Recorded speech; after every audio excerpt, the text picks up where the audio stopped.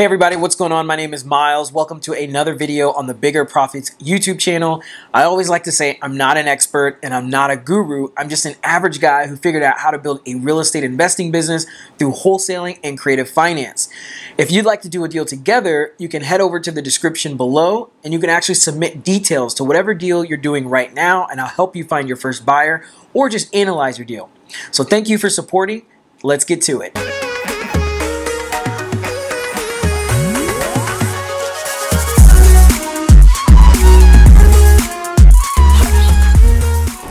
Hey, what's going on, guys? So I typically will answer questions that you guys leave in the comments below, but today I actually want to change it up a little bit.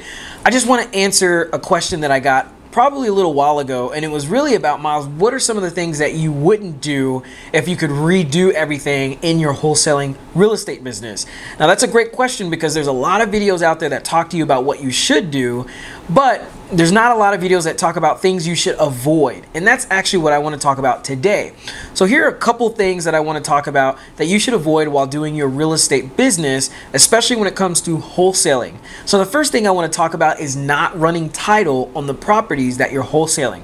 Now, what I mean by this is when you're doing a wholesale transaction, there's typically either a closing attorney or a title company that you'll close on with a buyer, a cash buyer, and with the seller that you've negotiated a price with. Now, when you're getting started, of course, you're going through tons of leads and you're working really, really hard, and you finally find someone who's like, man, you know, I want to sell my house to you, and you get super, super excited, and then you get them under contract. Now, what ends up happening if you get them under contract is maybe something that happened to me, and I was so excited that I wanted to make sure all of my T's were dotted and my I's were dotted. So I actually focused on trying to find a buyer before I even ran title on the property, because I figured if I had the contract in my hand and then I found a buyer, all I had to do was just go to title and just give them the contracts and the deal would be done automatically. Now, here's how this can be a problem for you. If you find a buyer and then you also have the contract with the seller, and then the last step is running title, that could be an issue, because when the title company or your closing attorney runs title on the property, there actually could be a lot of encumbrances or a lot of issues that could cause the deal to just go bad or not work out with the numbers that you just negotiated with. So imagine you finding a property and it needs, I don't know, maybe $50,000 worth of repairs, and after it's repaired, the ARV is $100,000, and I don't know, you got it under contract for maybe $30,000. Now, you have a little bit of a wiggle room to negotiate and wholesale the deal to a buyer, but the challenge is there any liens that show up when title is ran? Maybe the seller has, I don't know, $5,000 worth of back taxes, or they owe child support money, or there's some kind of lien on the property that you didn't know of. Maybe even a mortgage. Maybe the buyer told you that the property was free and clear. I actually did a deal where the buyer said that the property was free and clear, and they actually, I'm not going to go too much in detail, but they actually didn't go through a closing attorney or through a title company. They did what's called a quit claim deed, which basically means you can write up a contract with the seller and you don't actually have to run through title. You don't get a warranty deed, which actually warrants the property not having any issues or any encumbrances. A quit claim deed allows you to be able to close on a property without actually getting any sort of assurance that there's no issues on the property. Now, if someone does that and then you run title later, well, you'll find out that there could be a lot of issues, and that could actually make the deal totally not work out. So it's really, really important for you when you have a contract with the seller. So again, you're going through your leads, you're working hard, you're finding a property that could potentially be a wholesale deal, and then you actually get it under contract with the seller. The very first thing that you want to do is you want to find your title company or your closing attorney, and you want to run title, because that'll allow you to give that information to the buyer, or it'll allow you to even be able to negotiate with the seller. I mean, what if you had a price that you originally talked to with the seller, and then you ran title, and there were all these issues that could actually cause the price that you agreed to with the seller not to work out? Well, you could use that as leverage to go back to the seller and say, hey, Mr. Seller, there are these issues where we can't really buy this property at the price that we originally negotiated, because we just ran title on your property and there's all these issues that we didn't know beforehand. So that'll actually allow you to be on the upper hand rather to be on the losing hand when you're actually finding a buyer, you're about to close at the closing table, or you at least think you have a buyer and you're going to close soon, and then title is ran and there's all types of problems. You don't want that to happen. So make sure you run title after you get a contract with the seller so you can figure out everything that's going on with that property and make sure you're in the best position. Another thing you guys want to avoid while you're doing your wholesaling business is locking up a property with very, very slim margins. Now, what I mean by locking up a property, it's just a term that we use in real estate investing, especially wholesaling, and it just means getting a property under contract with a seller. Now, what do I mean by locking up a property with very slim margins? Well, maybe you've run your numbers, you've done your comps, and you kind of figured, it's kind of tight. If I wholesale this deal, I probably might need to reduce what I think the repair costs are going to be. We've all been there where we really kind of think the repair cost is going to be about $60,000, but in order for you to try and make the numbers work to at least maybe make $5,000 on the deal, you say it's actually not going to, take $60,000 to renovate it. It'll take, $45,000 to $50,000. You're basically just trying to wholesale a deal that is very slim in terms of the buyer being able to make a profit at the end, or you being able to wholesale the deal. You don't really want to do that because it doesn't allow you to have room if you need to wholesale a deal but negotiate with the buyer a lower price. So what I mean by that is, let's say you get a property under contract and you want to wholesale that to a buyer. I typically like to have about $20,000 of a wholesale range, because if I'm with a buyer and I've really marketed to a number of buyers and I've realized that the price that I originally marketed the property at is not going to work, well, let's just say instead of $20,000 I have to drop down $5,000. Well, now I'm at $15,000.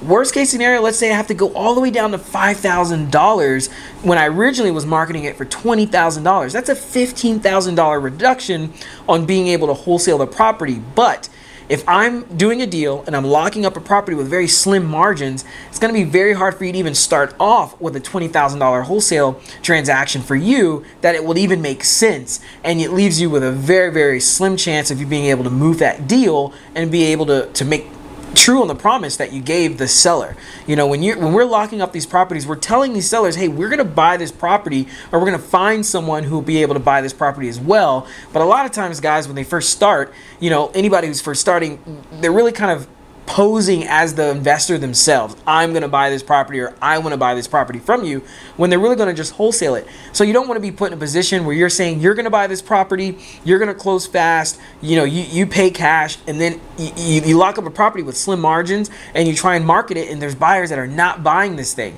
Again, I like to have at least $20,000 of a home run wholesale a spread. Now, it doesn't mean that I'll walk away with $20,000. I've walked away with just $3,000 of a wholesale fee. But that's $3,000 me originally starting with a $20,000 spread. But if you just start with $3,000, you don't really have that much room for negotiation and that much room to be able to make good on the promise that you gave the seller. So always just make sure when you're doing your numbers and you're running your comps that with the wholesale transaction that you're going to make, the wholesale fee that you're going to earn is going to at least have somewhere of a range from $10,000 to $20,000. Now, again, if it's already going to start off around $5,000 to $3,000 to $2,000, I'm not saying you can't do it unless you know it's a smoking deal.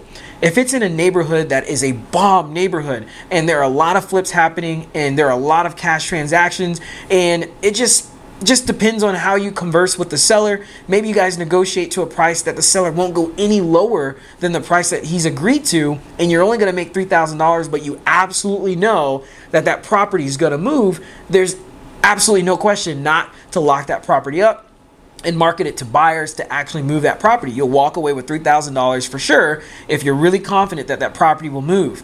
But again, if it's not an area that is a smoking hot area, there's a lot of cash transactions, and you're super confident that that property will move, it doesn't really make sense for you to lock that property up, for $20,000 days, 30 days, you'll even find that as you speak to sellers, they'll say, you know, I don't really know how I feel about this. I've kind of been burned because I had the property under contract and this guy had me under contract for 30 days and he didn't move forward.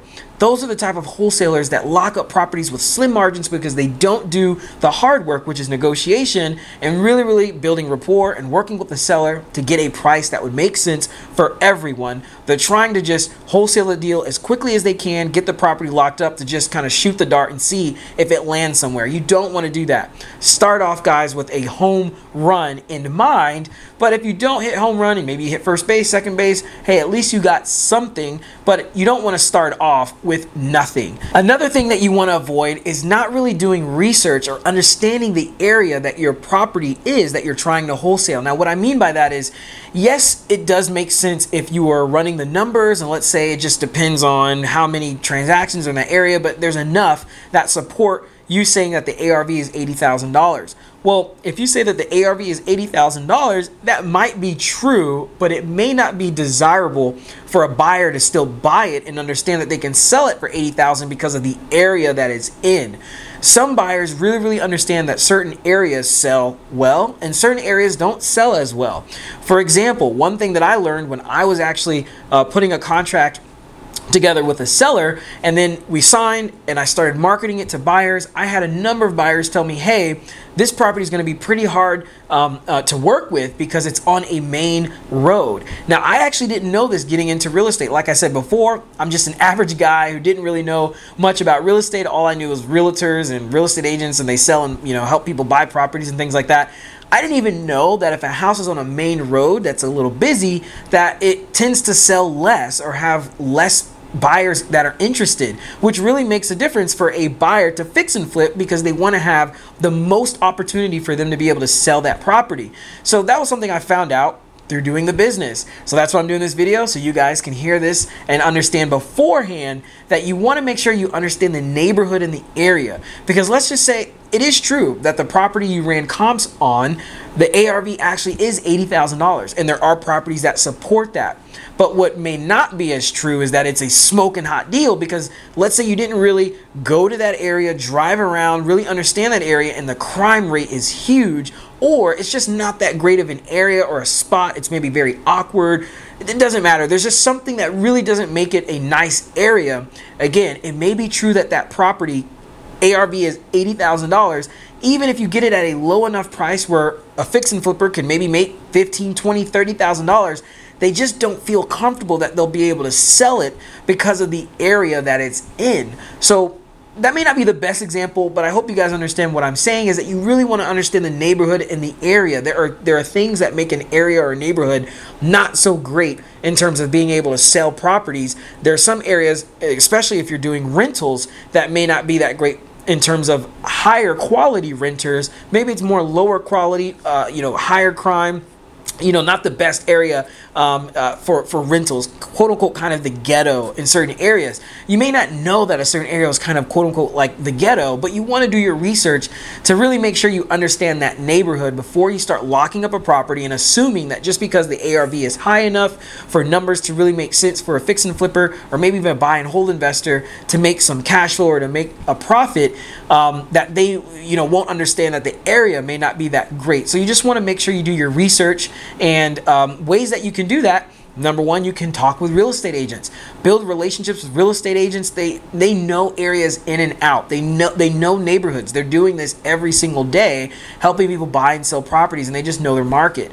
So especially if you're new to the business, build relationships with real estate agents and ask them, is this area a great area? They're more than likely happy to build relationships with you if your goal is to serve them as well. Another way you can do it is just go to Google Maps. You don't even have to leave your house. Go on Google Maps and just virtually go around through a neighborhood and kind of see what other houses are looking like. I think it's pretty apparent and easy for you to be able to see, is this area really a great area? Maybe there are a lot of houses that look run down, and you might think, oh wow, this neighborhood has great potential. I remember doing that, finding a house that I thought I could really wholesale And I was like, man, this neighborhood has some great potential because there's all these, old beat down houses that, I'm sure buyers are going to want to get in and fix and flip. But you have to also think, if buyers aren't really buying in that area because there are buyers buying, there might be a reason for that. And I found out the hard way that there was a reason why there weren't really a lot of, if any, fix and flips happening in that neighborhood. The crime rate was really, really high, and there were some other issues, drugs and things like that.